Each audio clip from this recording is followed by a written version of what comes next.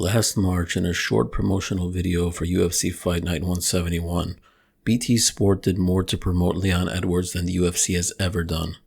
In just 2 minutes, the promo narrates Leon's entire life story from the perspective of his mother, and his life story is truly unreal. His father was involved in criminal activities in his native Jamaica. His mother, seeking a better future for her children, left him and emigrated to England. However, in Birmingham, Leon would fall in with the same type of crowd his father had fallen in with, and became something of a juvenile delinquent. His father, who was still in Jamaica, was shot and killed in a nightclub when Leon was 14 years old. A few years later, at his mother's insistence, Leon would join an MMA gym, and this was what helped him turn his life around, and now he has one of the longest active win streaks in the sport's premier promotion. It's rather cliche. If you had seen this type of story in a movie, you'd perhaps roll your eyes at it. But it is Leon Edwards' real-life story. It's one of the many true rags-to-riches stories in MMA, but in a way, it's the most interesting one. Yoel Romero, of course, wrestled his way up the Cuban pyramid. Francis Ngannou's journey involved back-breaking labor in the sand mines of Cameroon and living as a homeless in Paris.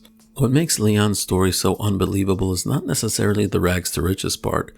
It's the fact that he seemed destined to fall prey to the same lifestyle that claimed the life of his father. No. That's what I tell you, it's a generation thing, it never stop. My son's never come. Them born with the tension as well, boy. Them kill him uncle, them kill him brother. Oh, them boy over there, so well, it never stop.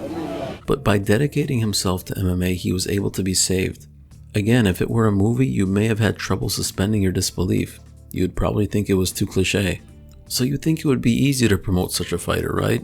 Why hasn't the UFC invested more in promoting him? The answer is complicated. For one, the British market is a very different one from the American market. While in North America, the UFC is still very much dependent on the pay-per-view model, Britain instead has a subscription model.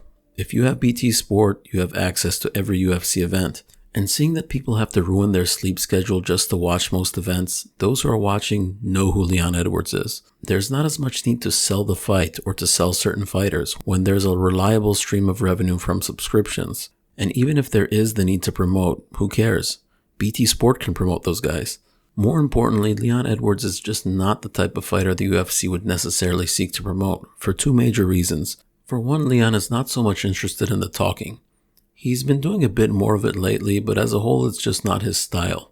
Darren Till, I heard you want to fight. Me and you, Liverpool versus Birmingham. Let's go. I'm the best you welterweight in the UK. End of. Soon to be in the world. Bye. I think his manner of speaking has a certain Midlands charm to it, but that's not what makes a pay-per-view star. Look at the other big names to come out of Britain, Michael Bisping and Darren Till. Leon Edwards just doesn't have that type of charisma. But it goes even deeper than just not having a brash, abrasive personality. While Edwards is a brilliant fighter, his style is simply not that crowd-pleasing. Sure, early in his career he had a lot of finishes, and of course in his second UFC fight he had one of the fastest knockouts in history. But all in all, his UFC career has been characterized by a very safe, cautious approach to fighting. Hence, out of his 12 UFC fights, only 2 have been by knockout or TKO. 9 of them have been decisions. Dan Henderson was called Decision Dan for far less than this. Of course, we can't really fault Edwards. He has among the longest active win streaks in the UFC. There's no such thing as true leverage if you're a fighter other than being a champion and or a pay-per-view star. But as long as Edwards keeps winning, he keeps what little leverage he has in a promotion that clearly is not that keen on him. How can we fault him for doing what he needs to do? But to put this into perspective, Kamaru Usman, who is generally regarded as a boring champion, lands 4.66 strikes per minute. Leon Edwards, 2.53. In other words, Usman's output is almost twice as much as Edwards. And Usman, whether it's deserved or not, catches flack for being a risk-averse fighter. In his overseas career, Edwards was absolutely brilliant, and his record is pretty much pristine. He does have 1 loss in 9 fights, but this was by disqualification. And while the disqualification was perfectly legitimate, he was winning that fight up until that point. His finishing rate was also higher, which is to be expected, but there are only 3 fighters in the UFC welterweight top 15 with lower output than Edwards. Chiesa and Maia, it's to be expected given their style of fighting, and with Woodley, he was never exactly high output, but surely his last 15 rounds have skewed his numbers down, a lot, and even then, Edwards just barely has him beat. We think of Edwards as a striker because that's how he made a name for himself. He has that beautiful left high kick, absurdly quick front kicks to the body, and fast hands.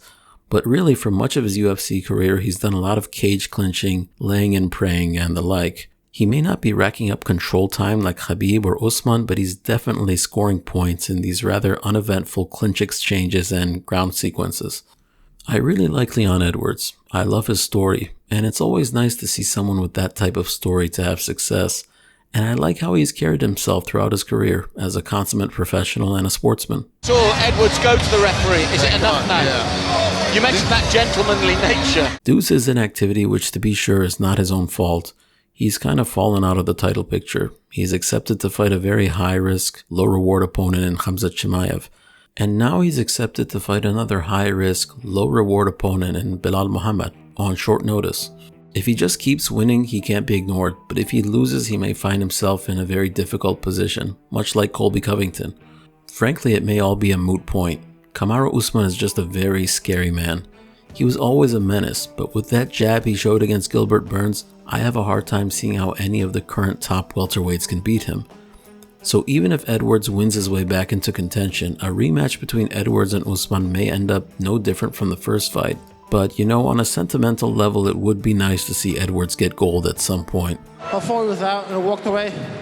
Like I said, it's a learning process. Next fight, it'll be different. They outnumber, and that the British guys, they show more respect to Jamaican because, you know, the first thing you say is gunshot.